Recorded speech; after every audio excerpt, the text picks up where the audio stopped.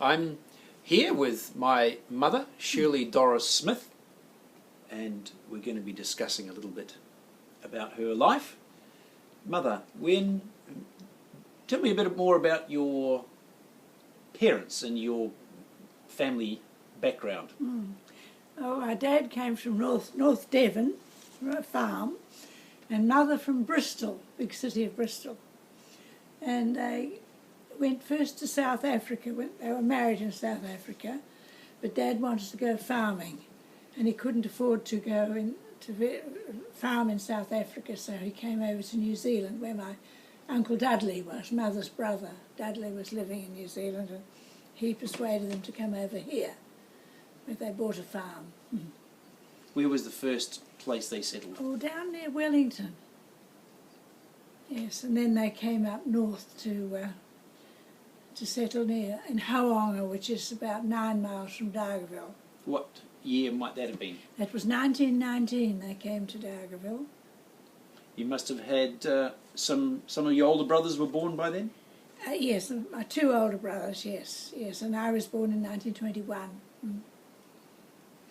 Life must have been very different in those days when you were born on the farm near Dargaville. Can you tell us a bit about it? It was very different. Well, we had no electricity. So, you were growing up on this farm in this area of Whangarei. How did you get to the nearest store? Oh, we had to go to Dargaville. For the first about 8 years of my life, Dad had a launch, and he used to go on the launch right round to Dargaville until the bridge was built. Then he could go. Is that on the northern Wairoa River? That's right, yes. So your farm bordered the river? Yes, that's right. Why didn't you drive? Why didn't you go by car? Oh, because there was no bridge across the river. He couldn't get to Dargaville by a car.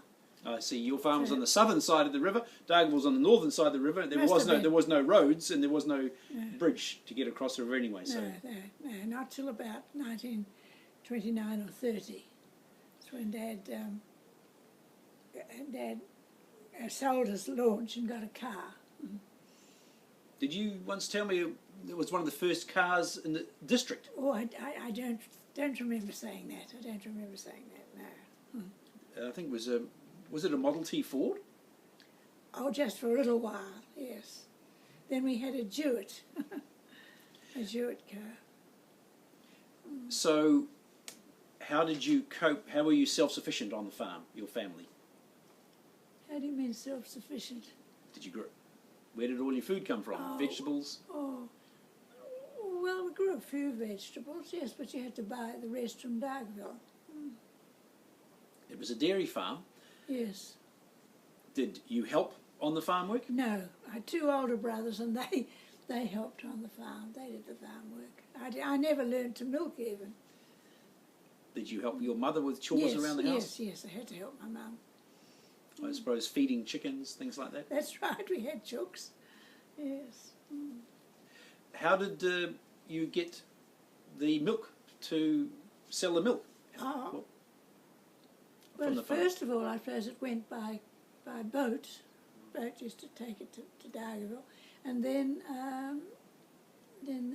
by truck used to take it. Actually, in those days, I guess they had separators on the farm to separate the cream from the whey. Yes. And the pigs had the whey. The pigs had the whey. I always laugh because I remember that you buy low-fat milk these days, and I always call it pig food because they got fed to the pigs in the farm, healthy food for the pigs to grow on, and the cream would put on the launch and then take into the local dairy factory. Yes, and then by truck.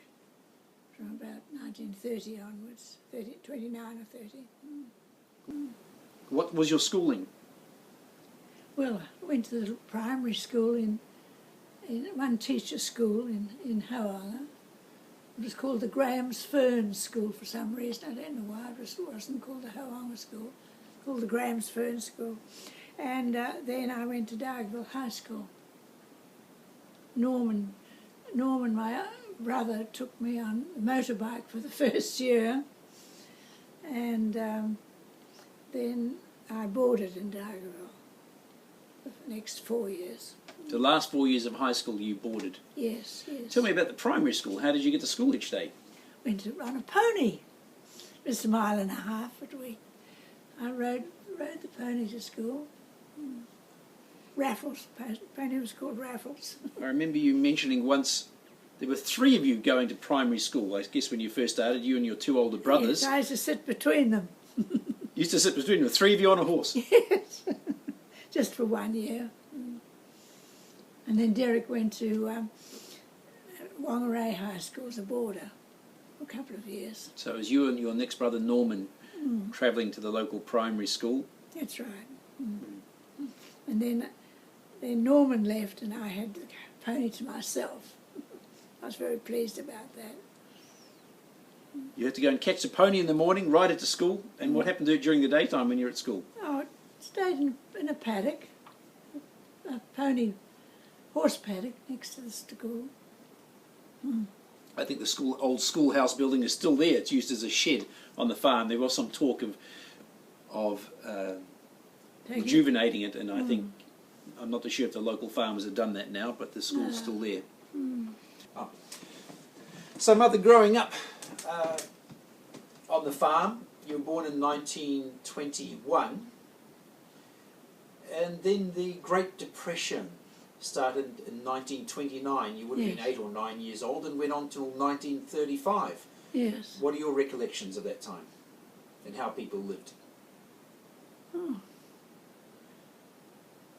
Well, we had plenty of food to eat because living on the farm, plenty of milk and eggs and so on.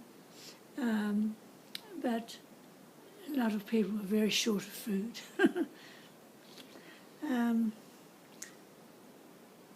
Do you remember men walking the roads? Yes. I remember a man working, I think he came to kill a pig for Dad.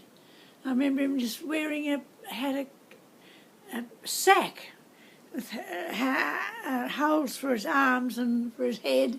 He just had a sack on. Would that have been a sugar bag or some other sack? Yes, a big sack.